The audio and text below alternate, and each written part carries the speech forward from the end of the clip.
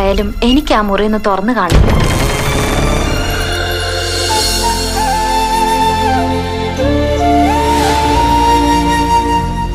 ഒരു മുறை வந்து பார்த்தாயா എൻ മനം നീ അറിந்தாയോ.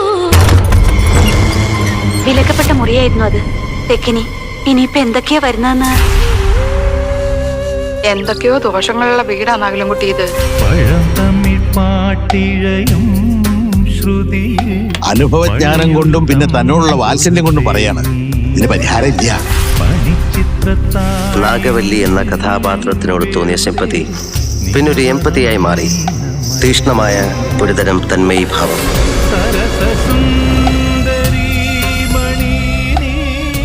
പെട്ടെന്ന് എന്തെങ്കിലും അസാധാരണമായ ഒരു ഭാവവ്യത്യാസം ഗംഗയിൽ കണ്ടാൽ നീ പതറരുത്.